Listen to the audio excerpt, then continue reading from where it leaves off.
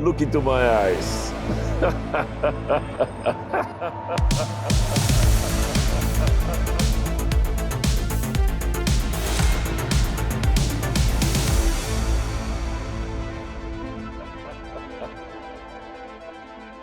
Do you recommend having analytics outside of the camera or embedded?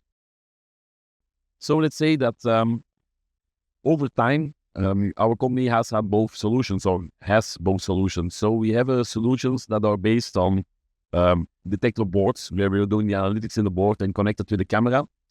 But the evolution that we have gone through is that we are more and more going for the analytics inside the camera. In fact, all our most recent solutions have an embedded analytics inside the camera. And this has very good reasons.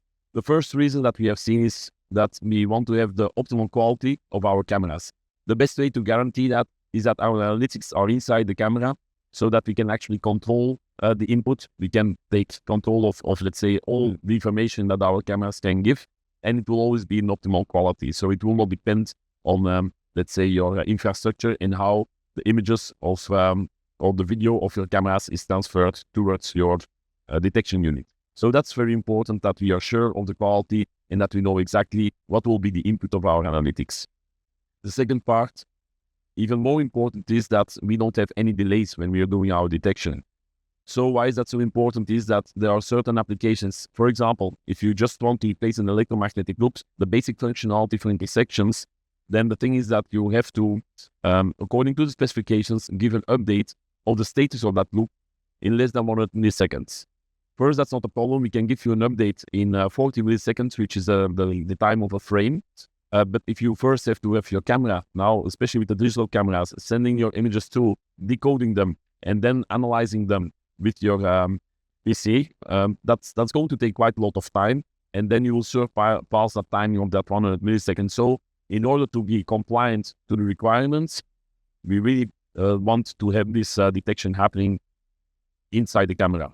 So that is one example of why you need to have that very short latency. Another example, very important right now, is everything what has to do with V2X, where our sensors can be used for having digital twins, which means that we can exactly map all different actors in traffic, vehicles, but also rubble roads like bicycles, pedestrians.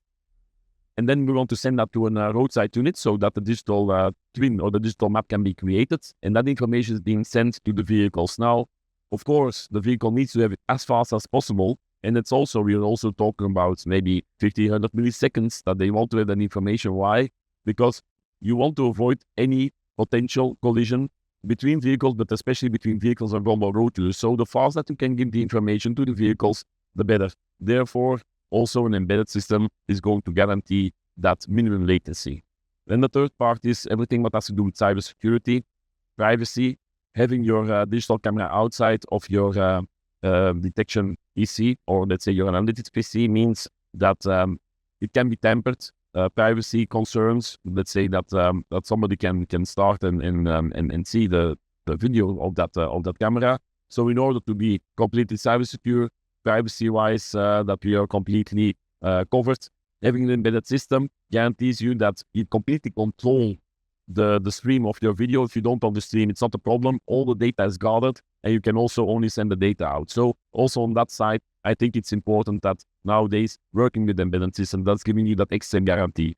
So therefore, I would say that for the future, and let's say that's already going on for quite some years, we really see that embedded systems will be the norm in our industry in order to make sure that we remain, let's say, compatible with all the applications that we need to make, and that we can remain compatible with cybersecurity and all that. And on top of that, control the analytics and the image that is coming into our analytics. On top of that, next to the fact that we are, let's say, having all these advantages, the fact that we can also make our own hardware implies that we can take into account conditions that are harder sometimes in a traffic environment than in, for example, security environment. I will just give you one example to give, let's say, to show why for us it's important to control also the hardware piece. If you're going inside the tunnel, it can be an extremely corrosive environment. So for tunnel environments, we are making our own, let's say, devices that are made out of stainless steel so that it can handle a corrosive environment. We made an IP66 and IP67 sealed so that even if you are spraying the tunnel with water, It's also completely watertight. So let's say, next to the fact that it has all the benefits on detection and on the compliance and on the compliance with all the applications, we make sure that the hardware is covering the most difficult circumstances that you can find in a traffic environment, whether it's inside in tunnels or whether it's outside. So I would definitely recommend to use our embedded systems.